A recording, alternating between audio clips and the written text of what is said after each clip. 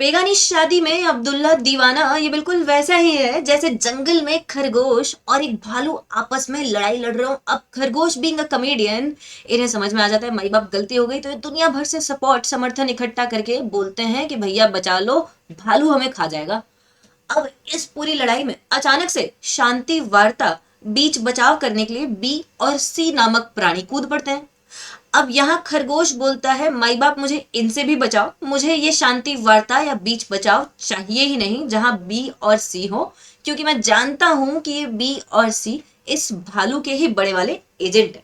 और बात सही भी है, सी खुद अपने आप में एक बड़ा जानवर है और ये भालू दोनों मिलकर एनीवेज दुनिया के ग्लोबल हेजमन को डायरेक्टली चैलेंज करने के बार बार अटेम्प्ट्स कर रहे हैं।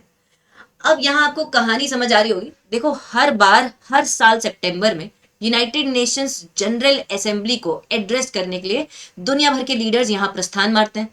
इस बार भी कुछ ऐसा ही हुआ। अब इसी के साइडलाइंस पर मौके पर चौका मारते हुए चाइना और ब्राजील एक 17 मेंबर कंट्रीज की मीटिंग कर लेते हैं। 10 तो इनमें से ग्लोबल साउथ से होते हैं, जिनका भैया कोई लेना देना ही नहीं है यूक्रेन वॉर से। लेकिन आप जानते हो कि ये कंट्री, ये सी नामक प्राणी हमेशा अपने लिए ऐसे एजेंट्स ढूंढ के रखता है। जैसे इन्हें देख लो आप, इन भाई साहब को ये क्लियर ही नहीं है कि ये अभी तक नाटो का हिस्सा ही क्यों है, जब इनकी रशिया और चाइना जैसी कंट्रीज के साथ इतनी अच्छी दोस्ती है। बहरहाल आते हैं ये 17 मेंबर कंट्रीज की मीटिंग करके अच्छी अच्छी फ्लावरी फ्लावरी बातें करने की कोशिश करते हैं, जैसे वॉर में एस्केलेशन को बचाया जाए, weapons of mass destruction use नहीं होने चाहिए, न्यूक्लियर पावर प्लांट पर अटैक नहीं होना चाहिए, that is direct attack on this comedian खरगोश, जो कि बार बार ड्रोन और मिसाइल्स का यूज करके न्यूक्स पर अपने खुद के पुराने न्यूक जैपोरिजिया न्यूक्लियर पावर प्लांट पर अटैक करने की कोशिश करता है। अब आपको कॉन्टेक्स्ट तो समझ में आ गया होगा, लेकिन इस पूरी सिचुएशन में भारत का क्या कुछ रोल रहा था, कैसे ये चीजें डेवलप हो गई हैं as a planned strategy from a number of months. और यहां आप देखना रशिया और चाइना की क्या स्ट्रेटेजी है, ये आपको बहुत क्लियरली समझ में आएगा। और क्या इन सारी इवेंट से भारत को एक लेवरेज मिल रहा है, क्या भारत किसी तरीके से मौके पर चौका मार सकता है, इन सारी चीजों को अभी हम समझेंगे। तो कहानी जाती है 3 हफ्ते पहले, जब अचानक से पुतिन बोल पड़े कि अब रशिया यूक्रेन वॉर में मीडिएशन के लिए चाइना, भारत और ब्राजील को ज्यादा यूज करना चाहिए। They can act as global mediators here. अचानक से भारत वाले सब खुश हो गए थे। मैंने भी इस पर वीडियो बनाया था और आपको बोला था कि देखो this is a win win for Bharat diplomacy. क्यों भैया, ब्राजील और चाइना के लिए इतनी विन विन क्यों नहीं है? क्योंकि चाइना और इस भालू की पार्टनरशिप के बारे में आपको पता ही है, they are now almost allies, quasi allies बोल लो या एलाइज बोल लो, सेम बात है। और ऐसे ही ब्राजील के खुद के सोशलिस्ट लीनिंग सब लोग जानते हैं। जब यहाँ पर राइट विंग लीडर इनका बोल्सोनारो डिक्लाइन हुआ है, उसके बाद से इनकी सोशलिस्ट लीनिंग्स हमें सबको पता है। लेकिन भारत का इस यहाँ इस मीडिएशन के रोल में आना प्रोमिनेंट है। हालांकि भारत और रशिया की भी अच्छी टाइज है, लेकिन भारत हमेशा से strategic autonomy and diplomatic balancing में बिलीव करता है। तो हम बहुत खुश हुए थे। लेकिन आप आगे देखना कैसे भारत अपने आप को इन सारी कंट्रोवर्सी से बचाने की कोशिश करता है, जिससे कि हमारा फायदा हो सकता है।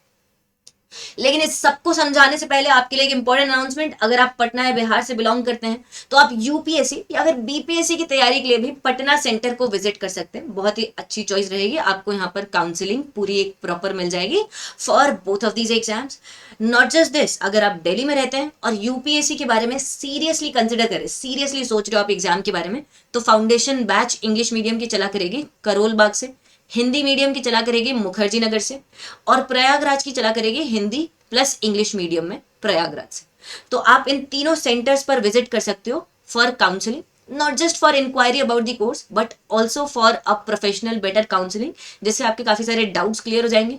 Bye the way, these are not just foundation, this is a pro course जिसमें सीसैट, ऐसे current affairs, test series, mentorship, interaction with educators, सारे फीचर्स हैं।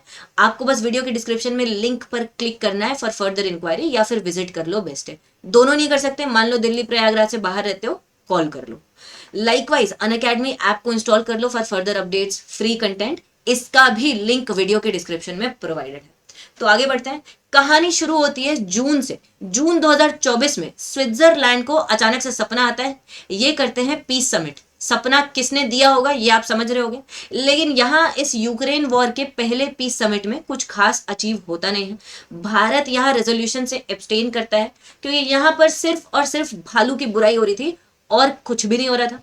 अब इसी को देखते हुए बाद में भारत सोचता है that we should play a crucial role, तो भारत पहुंच जाता है अगले ही महीने जुलाई महीने में रशिया, और ये पुतिन से बातचीत करते हैं। अब आप देखो ये इंसान, ये खरगोश यहाँ पर इसको क्रिटिसाइज करेंगे कि ऐसा क्यों हो रहा है, बहुत बुराई करेंगे, लेकिन आप आगे देखना आज ये यही हमें अप्रिशिएट करेंगे बैठ के और हमारी वैल्यू करेंगे। इसी के साथ साथ आप मुझसे कनेक्ट होना चाहते हो, this is a little bit detail about me. इसी के साथ साथ ये क्यूआर कोड है, इसको आप स्कैन कर सकते हो फॉर फर्दर गेटिंग कनेक्टेड। अगर आप इस ग्रुप की मेंबरशिप को 100 से ज्यादा करते हो तो मैं आपके लिए इसी ग्रुप में यूपीएससी के क्विजेस स्टार्ट कर दूंगी और अब करंट अफेयर्स के अपडेट्स भी इसमें डेली आपको मिलने लग जाएंगे। तो आगे देखें, इसी के बाद पुतिन यहां पर ईस्टर्न इकोनॉमिक फोरम की एक मीटिंग में इंडिया ब्राजील चाइना को मीडिएटर की तरह बता देते हैं। अब इस टाइम पीरियड पर भी यूक्रेन इस पर खास कुछ ज्यादा एज सच जोर डालते नहीं है, लेकिन भारत को पता है कि उसको क्या करना है। इसके बाद भारत अभी कुछ टाइम पहले सितंबर में ही पहुंच जाता है यूक्रेन में बात करने। मोदी जी यूक्रेन पहुंचते हैं, जेलेंस्की को मनाते हैं, दोनों के बीच के डिफरेंसेस थोड़े से नीचे होते हैं, और उसके बाद उसके जस्ट कुछ दिन बाद हमारे नेशनल सिक्योरिटी एडवाइजर, ब्रिक्स की नेशनल सिक्योरिटी एडवाइजर्स के मीटिंग के बहाने पहुंच जाते हैं रशिया दोबारा पुतिन से बातचीत करने। और ये इतनी टू एंड फ्रो बातचीत क्यों हो रही है, मीडिएशन के लिए हो रही है, ये सबको समझ में आ रहा है, पूरी दुनिया को दिखाई दे रहा है। उसी के बाद इनफैक्ट आप देखो यहाँ पर उसी टाइम पीरियड के आसपास, उसी के जस्ट पहले आपके पुतिन ने बोला था कि ये ब्राजील, चाइना और इंडिया ग्लोबल मीडिएटर्स हो सकते हैं। अब यूएस की ये समिट आती है सितंबर वाली, यूनाइटेड नेशंस की, यूएसए में। अब यहाँ पहले ही दिन मोदी जी और जेलेंस्की आपस में मिलते हैं 23 सितंबर को, और जेलेंस्की मोदी जी के ग्लोबल पीस के एफर्ट्स को अप्रिशिएट करते हैं। उसके बाद इनसे पूछा जाता है कि भाई साहब सेकेंड यूक्रेन की ग्लोबल पीस समिट होगी तो भारत को बुलाओगे नहीं बुलाओगे? जेलेंस्की ने बोला इनवाइट ऑलरेडी कर दिया गया है, और यहाँ पर ये यूएन चार्टर का हवाला बोलते हैं। ये बोलते हैं हमने चाइना को इन्वाइट किया, ब्राजील को इन्वाइट किया, अफ्रीका को इन्वाइट किया, अलग अलग रीजन्स को इन्वाइट किया, और हम तो चाहते हैं कि यूएन चार्टर अचीव हो, पीस फॉर्मूला अचीव हो एंड ऑल ऑफ दैट। लेकिन अब इन्हें चाइना और ब्राजील के पूरे स्टैंड से थोड़ा सा डाउट होने लग जाता है। अब इनके ऊपर प्रेशर आने लग जाता है। चाइना ब्राजील बोलते हैं कि हम अपनी खुद की समिट, हम अपनी खुद की यहाँ पर मीटिंग कंडक्ट करवाएंगे यूक्रेन के ऊपर। तब अचानक से जेलेंस्की को गुस्सा आ जाता है।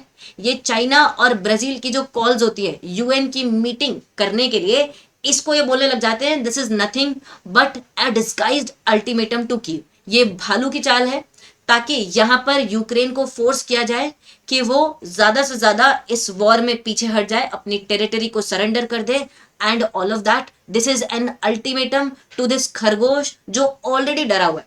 अब इसी वजह से जब ये मीटिंग होती है आज, तो इसको इतना क्रिटिसाइज किया जाता है। Now this is a golden leverage for India. 3 countries को बताया गया as mediators by Putin, Brazil, China and India.